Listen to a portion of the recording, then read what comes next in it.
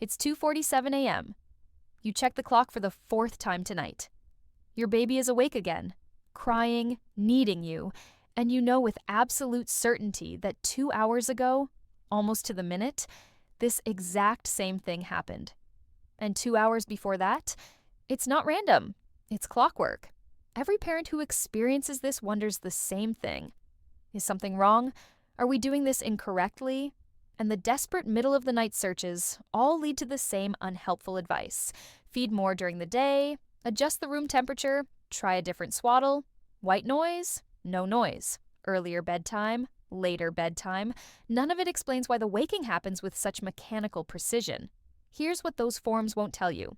The 2-hour pattern is not a problem to solve. It is a biological system operating exactly as evolution designed it. Your baby's brain right now is running on hardware so fundamentally different from yours that calling it sleep is almost misleading. When you fall asleep, you drop into deep non-REM sleep first. Your body locks you there for roughly 90 minutes before cycling into lighter REM sleep. This pattern protects your rest. Your newborn does the opposite. They enter REM first, that light, active sleep where the brain is firing intensely, consolidating memories, building neural pathways, doing the construction work that will turn a collection of reflexes into a functioning human mind. And they spend half their total sleep time there, not the 20% you experience. A 50-minute sleep cycle. That's what your baby is working with, compared to your 90.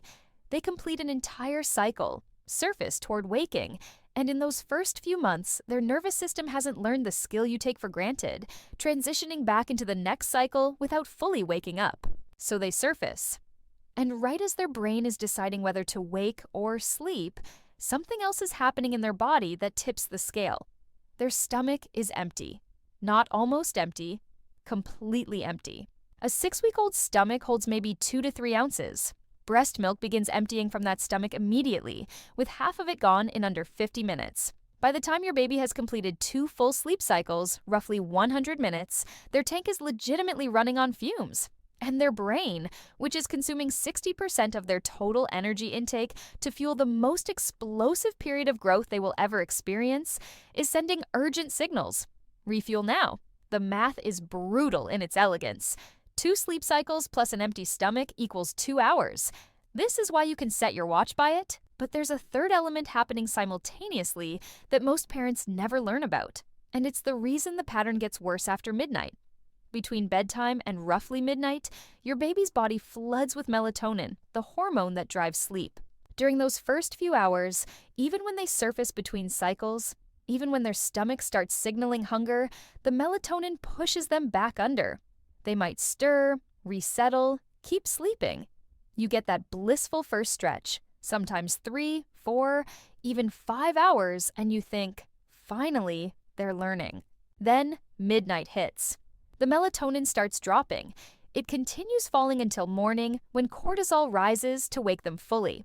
From midnight onward, every sleep cycle transition becomes a potential full waking because the hormonal safety net is gone. Your baby surfaces between cycles, stomach empty, melatonin fading, and there's nothing left to pull them back down. They wake, they cry, you feed them. The clock resets, and 2 hours later, it happens again. What's occurring in those early morning hours isn't sleep falling apart. It's your baby's biology working exactly as designed, just without the chemical assistance that made the first part of the night easier. Now here's what almost nobody tells you, and it's the piece that changes everything about how you experience those middle-of-the-night wakings. This pattern is temporary, but not in the way you think. Your baby will not suddenly start sleeping 8-hour stretches at some magic date you can circle on a calendar. What happens instead is gradual, incremental, barely noticeable, until you look back and realize it's been 3 nights since you heard crying at 2 in the morning. Between 2 and 3 months, your baby's circadian rhythm starts forming. Not fully developed, just emerging. Their body begins producing melatonin on a schedule, rising in the evening, falling in the morning. That first stretch of sleep gets longer, not because they've learned anything, but because their biology is finally giving them the tools to stay asleep. Their stomach grows.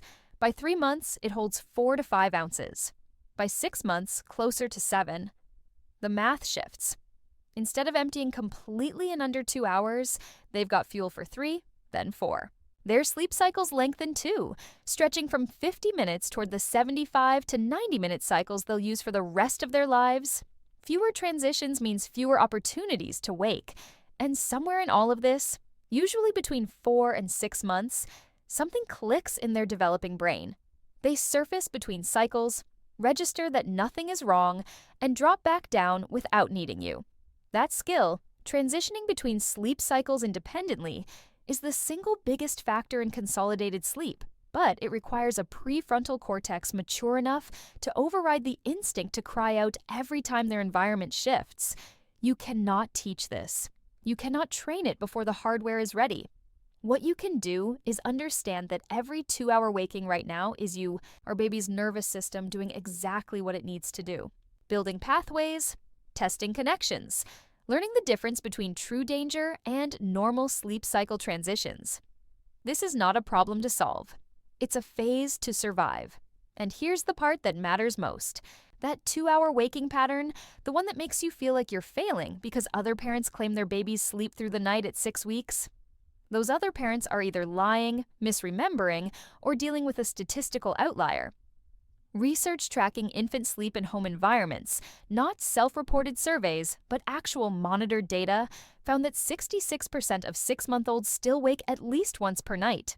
At 3 months, that number is above 90%. You are not doing anything wrong. Your baby is not broken. This is normal. This is biology. And it ends not when you fix something, but when your baby's brain, stomach, and hormonal system mature enough to support longer sleep. The timeline is different for every child, written into their individual neurology, and immune to pressure, guilt, or desperation. So the next time you're standing in the dark at 3 in the morning, watching the clock tick past the 2-hour mark again, know what's actually happening. Your baby just completed 2 full sleep cycles. Their stomach is empty, their melatonin has faded, and their brain, still learning how to navigate the world, needs you to be the bridge back to sleep. You're not enabling bad habits. You're providing exactly what evolution designed you to provide during the most intensive period of human development that exists. And one morning, sooner than you expect, and later than you hope, you'll wake up naturally. You'll check the clock, and you'll realize they slept 5 hours straight. Then it happens again. Then 6 hours. And you'll barely remember how impossible that once seemed. Your baby waking every 2 hours isn't a sleep problem. It's a developmental stage with an expiration date you can't see yet, but that's approaching whether you believe it or not. The precision of that 2-hour pattern, the thing that makes you feel like you're trapped in some cruel experiment, is actually proof that your baby's body is functioning exactly as millions of years of evolution programmed it to function. Every waking is their brain building itself. Every feeding is their body fueling the most explosive growth period they will ever experience. And every time you show up in the dark, you're teaching their nervous system the most important lesson it will ever learn. That when they signal need, the world responds. This phase will end. Not because you solved it, but because your baby's biology will mature past it. And when it does, you won't miss the wakings, but you'll understand in hindsight that nothing about those endless nights was wasted.